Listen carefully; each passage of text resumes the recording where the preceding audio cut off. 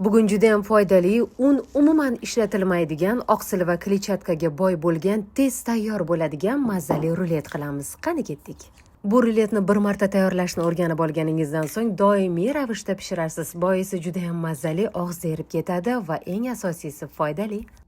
Avvalambor ishimizni tuxumni oqidan sarig'ini ayirishdan boshlaymiz. Bizga 4 ta tuxum yetadi. So'ng tuxumning oqiga bir chimdim limon kislotasini solib, mikser yordamida ko'pirtiramiz. Albatta, tuxumni oqini ko'pirtirganingizdan so'ng xuddi shunday qotgan bo'lishi kerak.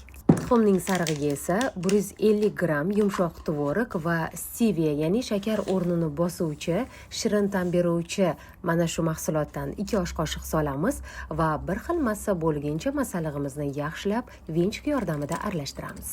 Navbatda esa tuxumni oqini ushbu masalliqqa solib, lopatka yordamida nozik harakatlar bilan aralashtiramiz. Albatta, pergament solingan listimizga masallig'imizni quyib, to'rtburchak shaklida tekislab, 180 darajada qizirilgan gaz pechiga 20 daqiqaga qo'yamiz. 150-170 gram yumshoq tvorogga shakar o'rnini bosuvchi steviani solib, kremimizni tayyorlaymiz. 1 osh qoshiq, agar shirinroq xohlasangiz 2 osh qoshiq solsangiz bo'ladi. Bu arada esa rulet xamirimiz ham pishdi. Uni teskarisini o'girib, kremimizni solib tekislab chiqamiz. So'ng ustiga uyimizda bor mevalarni solib, ruletimizni yasab olamiz.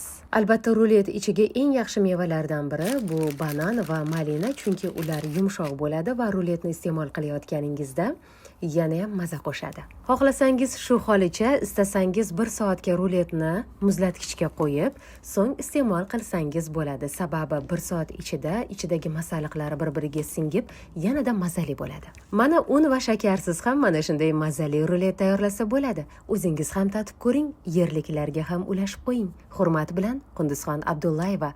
Agar retsept sizga yoqqan bo'lsa, like va izohlarda fikringizni kutaman.